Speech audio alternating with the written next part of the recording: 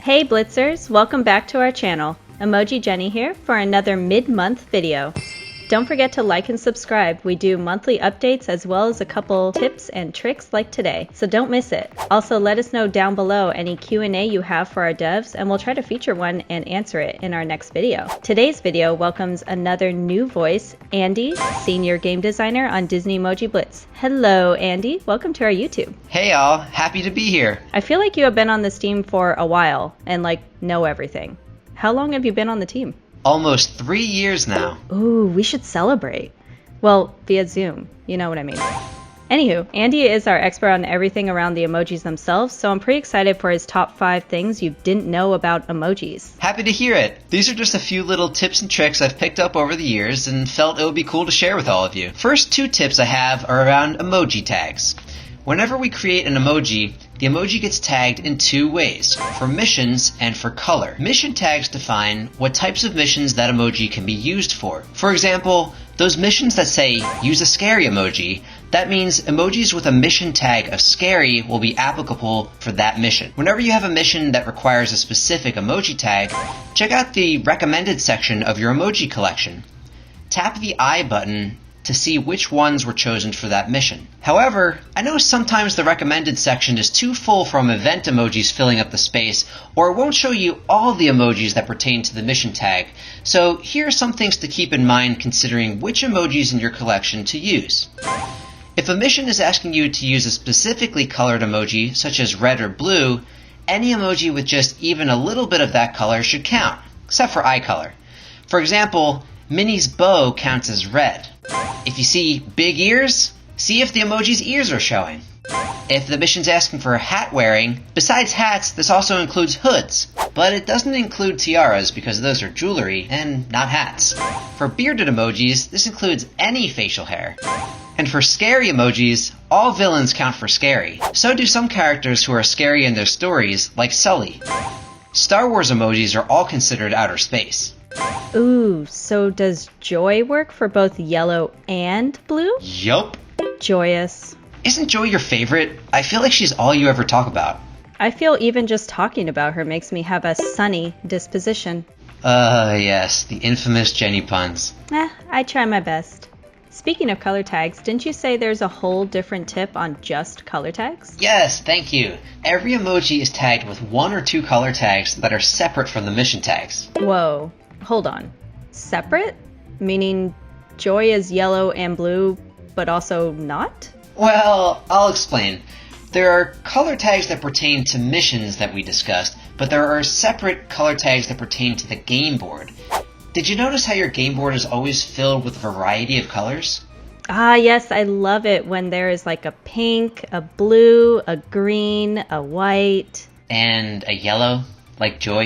How'd you know? Wild guess? But yes, those are specific game board color tags to ensure a wide breadth of color every time emojis are chosen for your game board. To populate a game board with characters, we start with the colors of your selected emoji crossed off the list, then look for the next emoji in your collection with a color tag that hasn't been chosen yet. If there aren't any, a random locked silver emoji is chosen.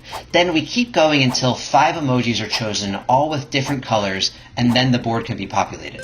That makes a lot more sense. I always wondered how some game boards come to be, and I feel like I always do better when there's a really wide breadth of color.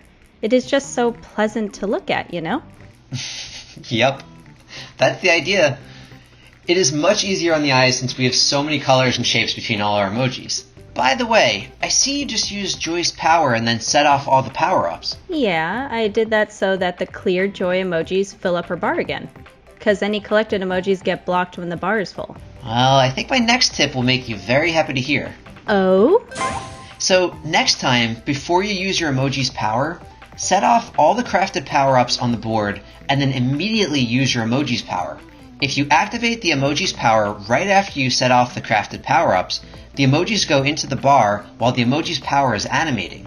This is because you've used up the power bar while the emojis are flying there. OMG, that is awesome.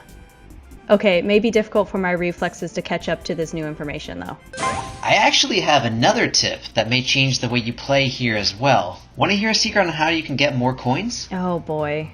I have some theories, but judging by how this has been going so far, I better just let you tell me. Okay, it's a little known fact. Crafted power-ups generate fewer coins than normal emoji power clears. This means that if you can clear a big group of emojis without using crafted power-ups, you'll get more coins. The one exception to that is setting off chains of power-ups, like when you combo a rainbow star with a lightning cloud. Wow, well, you have successfully changed the way I play forever. So what's your final secret? I hope you saved the best for last. Well, a huge part of my job is designing the emoji powers themselves, so I thought I would share my biggest priority when doing so. Ooh, yes, please share. Oh, and by the way, Andy hosts these emoji power brainstorms where we discuss our favorite moments or stories involving the characters. It is the most nostalgic fun we have at work, and is one of the few places where I feel my intense Disney fandom actually comes in handy. I'm glad you enjoy them. Those brainstorms are super important to my work because, above all, I want to make sure we are being authentic and true to the characters. We want our fans to connect with our emojis in the same way they connect with the original characters. I think it shows. I mean, we even brought back Goliath from the Gargoyles, and playing with him brought back so many memories. Yes, it did for me too. Did you notice that when using Goliath, he always cleared closest to an item? Now that you mention it, I did find him pretty helpful during that event. Thus, my final insight of the day. Emojis released in events are designed specifically for that event. Their code in the background often takes into account specific situations for that event type. For example, Goliath specifically tries to get an item to the bottom of your board. His whole animation flips so he can hit that side. That is really awesome that you and our team take that into account. I always battle between using an event emoji and my favorite emoji, which is joy, when events come up. But this makes me feel a lot better about it. Well, I'm glad I could help. Thanks, Andy. This is awesome. I know for me, I was most interested in hearing about the tags. I see so many of our community members looking for answers on those missions asking for certain emojis. And I think it's just helpful to hear how our team goes about creating them. Anyways, that's it for today. Let us know in the comments what has worked best for you. Do you have a few unique tricks up your sleeve when playing? Let us know down below any Q&A you have for the developers of the game as well, and we'll try to feature one and answer it in our next video. Thanks for joining us. Until next time, happy blitzing!